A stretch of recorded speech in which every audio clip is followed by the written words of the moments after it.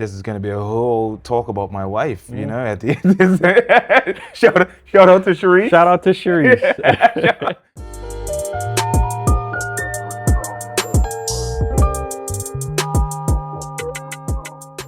Welcome to Convos with Creatives, powered by the Lumina Festival, a series that highlights local creatives doing incredible work in the community and overseas. I'm your host, Zach Wilson. Today, we're at Burnt House Productions with creative director, cultural architect, and visual designer, Nhuri Bashir. Wow, that's a great intro, man. Gee, Hey. I need to work on mine, man. That was awesome. How you Welcome to doing? this space. I appreciate you for coming. Thank you for having me. Yes. So what's this all about? Converse with creatives. Talk to me. Man, Convos with Creators is all about highlighting the success stories of the unorthodox success stories that we have in Bermuda. I feel too often that our stories are overlooked. They're not brought to the forefront, and there's a younger generation that benefits from seeing people that look like them and identify with their stories. 100%. I think it's super important. Yeah, let's dive in, man. I love it. I love it. So thank you for being one of our guests. Thank you for having me. Of course. So let's get right into it. You often have referred to yourself as a back-of-town youth. Oh, 100%. Yep. Corn dog to the burn. So how did growing up in that environment shape the way that you see the world, and how did it help the way you create today? So, you know, I'm Bacaton through and through. You know what I mean? I was born in Parsons Road. Basically, my view outside of my house was the dump, you know, like many of us that come from that neighborhood. But growing up in back of town, I never considered it to be like a negative or even thought about it in any other way than it just being home up until I went to Soltis. You know, I didn't realize that, for lack of better terms, I think it was like Chris Rock or somebody that said, I didn't realize I was poor, you know, or that I was raised in an area that was considered to be, you know, the lower end part of Bermuda. Because for me, back of town was culturally vibrant. You know, I was raised around lots of people from the Caribbean, from the Philippines, from Southeast Asia, from a number of different places. So back of town was culturally rich growing up. It had its challenges, obviously. You know, anybody that lived in the neighborhood knows that there's its vices, right? And growing up, I saw things that kind of shaped my mindset on how I would approach business as an older person. And so back of town for me is, you know, it's home. It formed the basis of my formative years. And in a lot of my creative work, I bring elements of back of town into the creative work so that I always stay connected and grounded to that area. I love it, man. A lot of people see the finished work, the visuals, the campaigns, the studio, but not the journey. And with that, when you strip away all the titles as founder, creative director, who is Nhuri Bashir at his core? Well, Nhuri Bashir at his core, I am a family man. I'm a father. I'm a husband. I'm a brother. I am a Bermudian. I'm a Black Bermudian. So at my core, I have, you know, a story, you know, and like I said, I grew up in Northeast Hamilton. And at my core, art is what kind of defines me at this moment, you know, and I think of art as being more than the physical creation of paintings or silk screens or even photography or whatnot. Art is how you endeavor your life's path, you know? And so art and being creative for me is who I am at my core, and I've always been as such. You once said in one of our first conversations, I once asked, why is it that people say that some Bermudian creators are lazy? And you defended Bermudians passionately. Through and through. So there's a common trope or idea that Bermudians are lazy. You know what I mean? Like any Bermudian that's been around has heard that in some way, shape, or form. But what a lot of us also hear is, you know, Bermudians are lazy, but you're different, you know? But I think that, you know, one, the concept of lazy, I think, is a very loose concept, right? So if you go to England right now, you go to any employer, the majority of employees, I don't care what you tell me, The majority of employers are going to say, oh, my employees are lazy. You know, and you go to the United States, guaranteed, they're going to say my employees are lazy. You go to Africa, guaranteed, employer is going to say my employees are lazy. You know, I don't care what country you go to, that's going to be just a common stereotype amongst people that have businesses that they're trying to run, or people that are at a certain level within business versus people that work within an organization. There's always a push and pull between an employee that wants to have as much time off and get paid as much as possible, and an employer who wants to pay as little as possible and get as much work as possible, right? So there's always a tug between those two dynamics. So when people say Bermudians are lazy, Bermudians are just people, right? And there's lazy Bermudians, there's extremely hardworking Bermudians, and the average Bermudian, I would say, is a very hardworking and a very dedicated to family and life. And so I would defend that to the core, that there's nothing different about Bermuda and Bermudians than what is common across the world. I don't know if that answers your question, but agree. Bermudians are not lazy. And for a country with 67,000 people, maybe 40,000 of which are Bermudians, the fact that we have Bermudians like yourself that are doing amazing things abroad, like, you know, we have Flora Duffy, who is the world's top. Like, you mean, you think coming from a small island like ours, to be able to have the top in any field is an amazing feat. So the concept of Bermudians being lazy, one, it's just lazy thinking, right? It's not actually thinking it through on a global scale. And then two, it's just not factually true, you know? Agreed. Yeah. As far as the creative realm goes, but going back to that statement, do you think it's a issue of talent, or is it about access, opportunity, and structure? What issue? So go back to the core of the question. People are saying that Bermudians, particularly the creatives, are lazy. Creatives. Oh, okay. So if we're talking specifically about creatives, I think that there's a split, right? And let's call it that. There's knowledge, and then there's people who are in the process of gaining knowledge, right? Because I don't like to say that people are not knowledgeable. Now, there is, in order to be able to get access to certain levels within business or within art or within the creative realm, you need to have access to people who have done it, right? And Bermuda being very small, and all of us being raised, most of us, I would say, in households where the arts was looked down upon. I can't think of a single parent or anybody that I know that was like, I want my kid to be an artist. I mean, including mine. It's just not a thing, right? You know, back then, parents would say to you, become a lawyer, become a doctor, you know, fireman, police officer, any one of those careers. But if you were to say artist, they would say, well, that's a hobby, you know, it's not a career, right? So when you have that as a common thread, you know, a community sentiment, then what happens is that kids grow up and then they find that they have to leave the island to become successful in something. So you have somebody like Shiona Turini, who I would consider to be a creative professional. She left the island and built her career in New York and LA.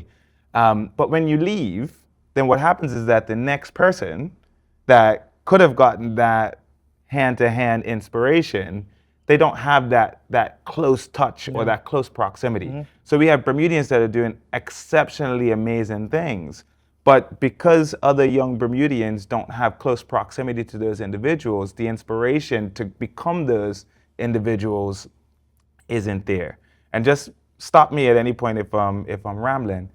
So when we talk about creatives being lazy or you know, not motivated, a lot of times that's societal versus, you know, causal, so to speak. You know, it's because society hasn't told them that they could be successful in it. So a lot of people take it as a pastime as opposed to a career path, so to speak. You know, so hopefully things like what you're doing with these conversations, that will inspire young people to understand that there is a career path and that they could take it seriously, and that there is a path to financial success through the creative arts.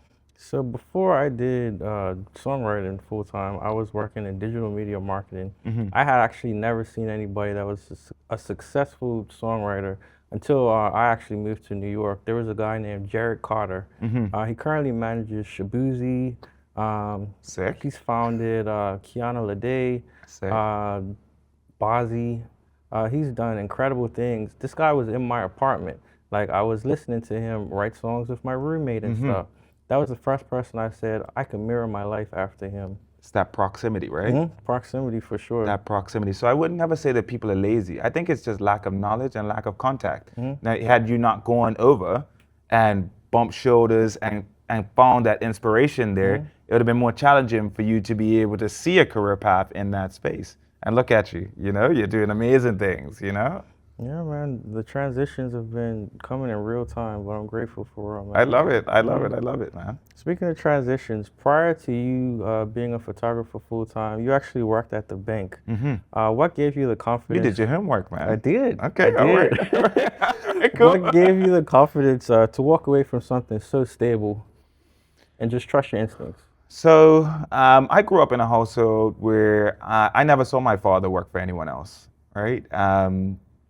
My dad was an entrepreneur. My mom was an entrepreneur. They worked, they owned the laundromat down on Parsons Road. They also owned the laundromat in Paget. My dad he had the dry cleaners in Paget, and he had the laundromat in Somerset. He had the laundromat over in Ord Road. My dad was a prolific entrepreneur. He had a construction company. So for me, I grew up in an entrepreneurial household. So working in the bank, and a lot of people have a lot of things to say about the bank. I enjoyed working at the bank. I thought it was a very structured organization. If you took opportunities, there was a lot of opportunities to learn, and just free education inside the bank.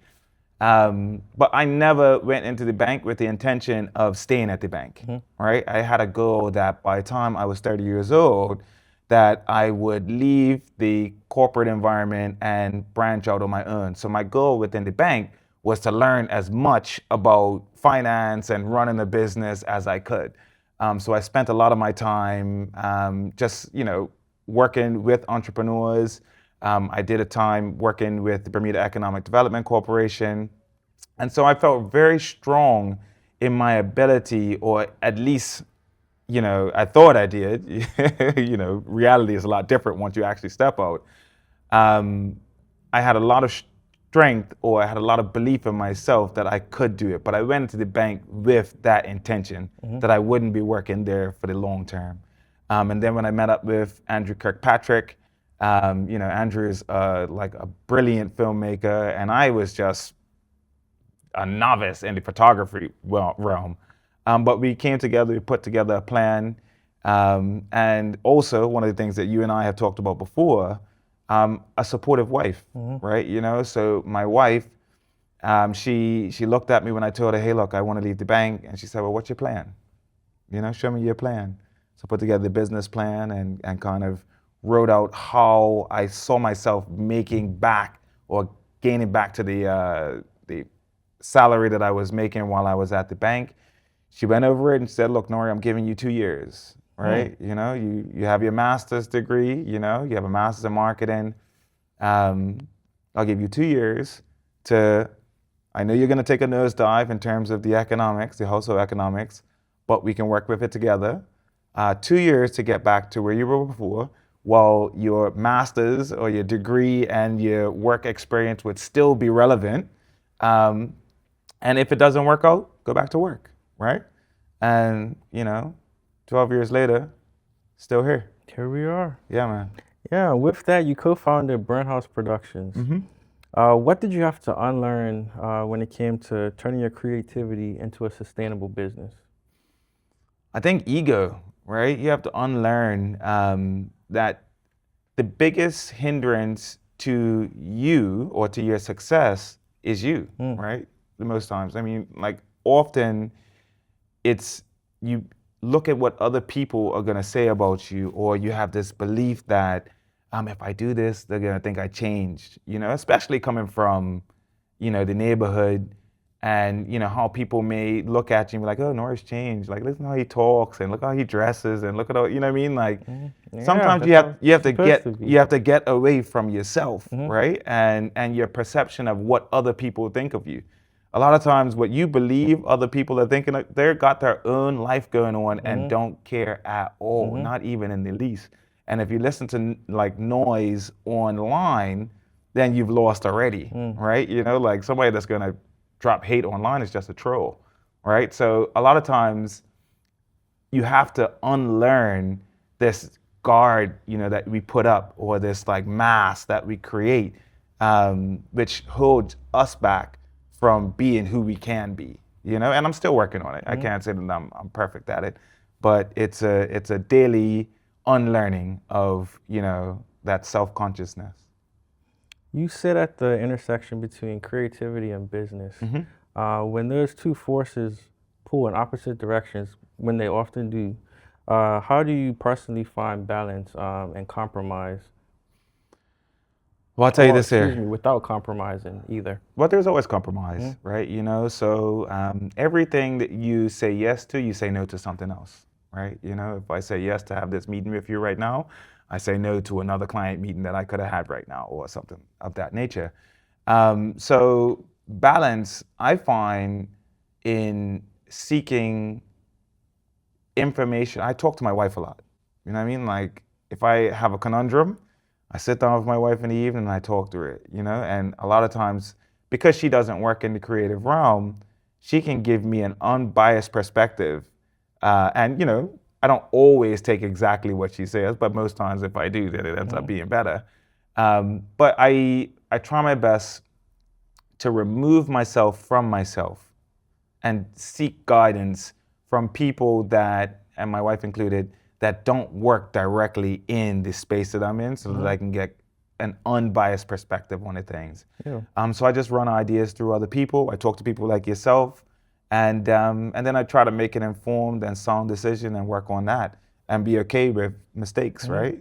If a mistake happens, then I just move on. Have you read the book, The Algebra of Wealth by Scott Galloway? I have not. He's a master investor. I asked that question because he actually has a chapter that talks about a kitchen cabinet, having a kitchen cabinet, people that know you well, that aren't necessarily in your field, This is it. but because they love you and care about you, they can give you unbiased advice, which he referred to as the kitchen cabinet. So it sounds like your It's wife exactly and that. community are that Yeah, for you. yeah, and funny enough, we talk most times in the kitchen. So yeah, 100%. And then I have like one of my best friends, Javon Williams, and another guy, Des Maynard. We travel and we go check stuff out and we talk. We all come from 3 different industries, and we talk about things and give each other advice and try to stir each other. So having friends and also a partner that can understand where you want to be, or what you'd like to achieve, and can give you an unbiased opinion on some of the things that you have going on, You mentioned being a family man. As a creative, doing the amazing things that you're doing on island and overseas, you have to have a support system. No man is an island. What does Not at all. support look like for you at home? I mean, I think this is gonna be a whole talk about my wife, at the end. Shout out to Cherie. Shout out to Cherise. Shout out. Honestly, support comes in a lot of different fashions, right? So I'll pivot away from my wife for a second. But like, there's community validation, right? So you do something, just walking in the park yesterday, and it had nothing to do with me at all, but it is a case in point. A young lady stopped me and she was like, Nori, I saw South Africa looks amazing, right? And I was like, I haven't been to South Africa. What is she talking about, right? But she's talking about Felix Obas that has 7 South, and he's over in South Africa with Bermuda Model Management doing some stuff over there, right? And it highlighted to me that there's a community of people out there, even though she got me wrong in that scenario. She's completely wrong guy. But there's a community of people out there that are quietly supporting you. They might not hit the like button on your Instagram post, and they might not be the first person commenting, but they know what's going on and they support you. And that quiet support, I think, is important to know is there, because we can easily get caught up in what we see as the negative side of things, right? and somebody comments, oh, I could have taken a better picture than that. Oh, look at your frame and it looks off. I mean, you can get caught in the negative because unfortunately the algorithm and social media, it airs on the side of things that are going to get interactions, and negative interactions are the quickest way to get reactions, right? But knowing that there's a squad of people out there, you know, I could walk down the street right now and guarantee you there's going to be somebody that's going to stop me and mention something. And when I go back and check the record, I'm like, I didn't see you like nothing, but you saw everything, right? Empathize. Yeah, you know, and I think that is important to understand. And if you can walk knowing that you have a community of people behind you that are supporting, maybe even quietly, you know, then that's an amazing thing to walk with, you know? As someone who is a massive inspiration to so many young creatives here on island, who inspires Nhuri Bashir? How are you inspired? I honestly gain a lot of inspiration from some of my Bermudian counterparts. I mentioned Shiona earlier. Like, I watch what she's doing and I love to see what she's doing in the creative space with Beyonce and, you know, like styling and in movies and all that kind of stuff. Another guy, Damon DeGraff. Yeah. Damon DeGraff with his fashion brand and also managing Kess Band. I get inspiration watching other creative Bermudians and people in the diaspora that are doing amazing things and aren't asking for handouts. And you know, they're just chugging along and they're doing their thing regardless of what may be support or not support, you know? So I gain a lot of inspiration from them. So shout outs to both my people. And there's a lot of other Bermudians that, like I mentioned, Philadelphia earlier. I get very inspired by Bermudians that take things to an international stage. You would be another person that'd be included in that. So, yeah, man. Happy to be in that number. Yeah, man. So you have two beautiful daughters. Yeah, you did all your research, man. Yeah, I told you I was gonna be. I'm gonna check the record and see if you like the way, you know. I'm gonna check it back, you know. I definitely did have like a ton, okay, and I followed. Yeah. But yeah, with that, man, I know a lot of people say when they have kids, the way their art changed a bit. Having daughters, having children, becoming a father, did that change your outlook on art or the way that you pursued it? Well, if you take a look inside of my studio area, you'll see that my daughters are in there probably painting more than I am, right? And so one of the things, I did a photo shoot for Vanity Fair for Hamilton Princess, right? Crazy. And the editor at the time had made a comment that I thought was quite interesting, right? She said, you know, I've been walking around the Hamilton Princess and I've been looking at all of the art and I've sat down and just watched. You have a lot of business people that are walking by because they're busy in their work. But kids come in and it's like a wonderland to them. You know, the kids stop and they look at every single piece of art. They get up close to it. They want to touch. You've got the parents knocking them back, telling them don't touch. And so I was very inspired by that comment, right? Because the artwork that I like to create, I want kids and adults to be able to enjoy, you know? And there's that connection between my kids and how I create art where it's, I don't want to say collaborative because they're not physically doing anything on the pieces, but they inspire every piece from the color palette to my use of textures, and like everything that I do is made so that a kid could like it also, you know? I love it. Let's get into some fun facts. Yeah, all right. You traveled to Canada in a band as a singer. Tell me about that. Okay. I did not know singer was one of your many talents. Yes. So another one of my best friends, Jero Hayward, and we had a crew of people, so Dave Daly and Ashley Chalmers and all those guys. We had a band called The Chronicles. The Chronicles was a fusion between hip hop and reggae and a little bit of rock, let's call it that. I was going to say that name gave off rock band. Yeah. It was a mixture of a number of different things. It was a band that was formed like kind of towards the end of university. And at that time, we did this thing called the Battle of the Bands. So Battle of the Bands at that time was if you won the Battle of the Bands, then you were able to go on a cross-country tour. Canada has this thing like it's called Frosh Week, and Frosh Week is like the introduction to university parties and all that kind of stuff. And all of the universities, they all kind of plan together so that they can get big acts to be able to go across the country and play at different schools. And so we won the Battle of the Bands and were able to travel across from Nova Scotia to British Columbia, playing at all of these universities during their Frosh Weeks. That is dope. Yeah. I never would have thought that. Yeah, Yeah. it was epic. Yeah, shout out Epic. to doing my research. Yeah. That's deep research. You have a nickname, Huck. Hawk, yeah. Where does that come from? This is my middle name. Ah, So my name is Nhuri Abdul Haq Bashir, right? And so my mom and most of my family members call me Haki or Haq, or Abdul Haq. So that's a very personal name to me, which is why I sign all of my artwork with Haq, because I think that people that that partake in or see my art or buy my art, they are buying a piece of who I actually am and not just, the name that everyone knows.